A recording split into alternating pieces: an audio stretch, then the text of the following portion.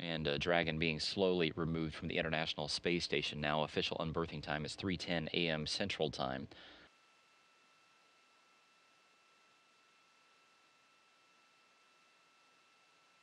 This vehicle launched back on March 1st and arrived at the orbiting complex on March 3rd.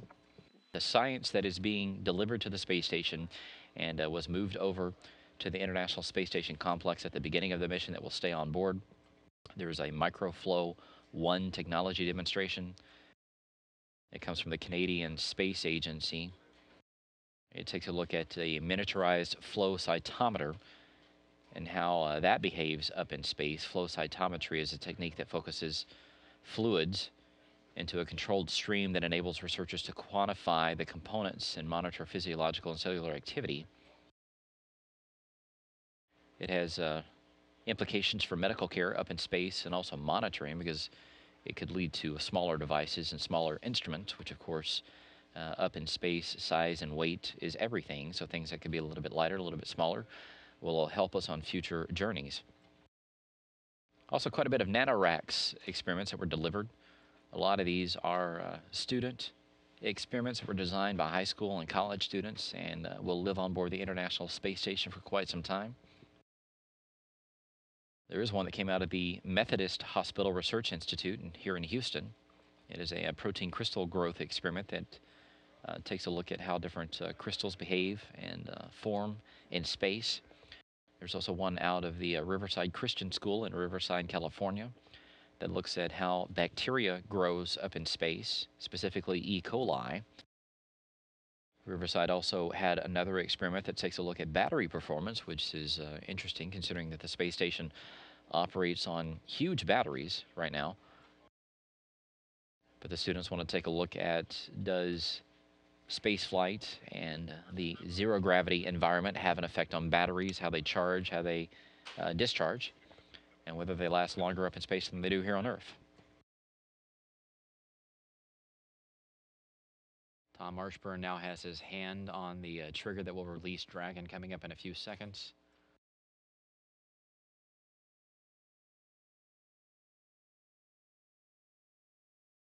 Houston Station, we show the pin and clear, and Tom's starting to move the arm back. Copy and concur.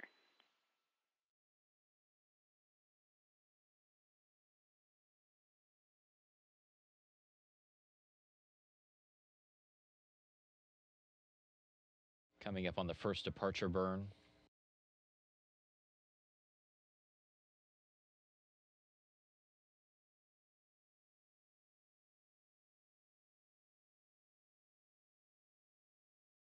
Burn has been conducted. There goes Dragon away from the arm. This is the first of the 3 departure burns that will be conducted. They will happen in rapid succession, taking Dragon away from the vicinity of the International Space Station, but Dragon now opening up the distance. The team at SpaceX reporting that the burn was conducted as expected. Everything on Dragon on board is looking good. The Dragon depart was commanded, and the P timer was started, and go to re-enable thrusters.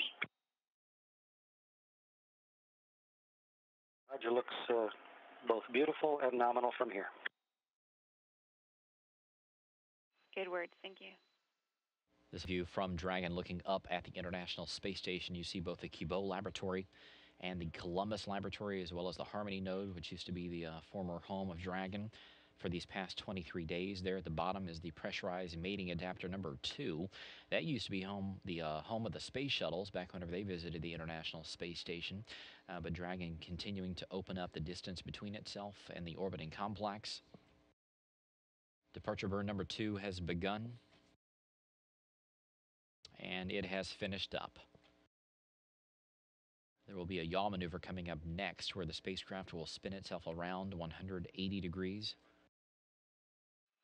Station Houston on space to ground 2 for robotics, no response required. Departure burn 2 is complete, and departure burn 3 will be in approximately 7.5 minutes.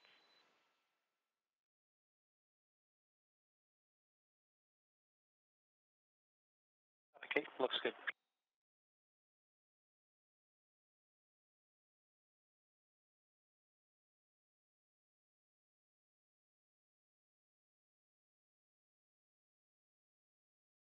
As these two spacecrafts fly together in the darkness, a little bit hard to see the Dragon spacecraft, but you can definitely see the strobe light there blinking, giving an indication of how fast this vehicle is starting to open up the distance between itself and the space station. There on the left-hand side is the station's arm.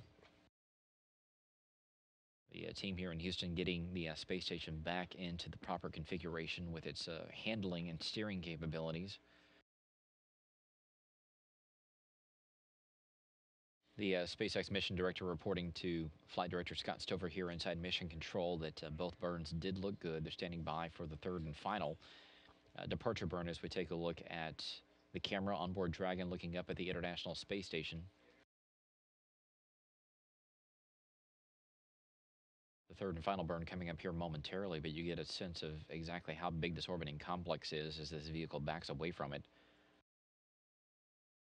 There on the left-hand side is the Kibo Laboratory with its front porch there full of science experiments. On the right-hand side is the Columbus Laboratory. There in the middle is both the Harmony and Destiny modules as well as the Tranquility module. You get a sense of the Quest airlock there on the right-hand side, right in between the sort of L-shaped truss with the Russian segment. You see the radiators there in the middle and the solar arrays just coming into view on the left and right.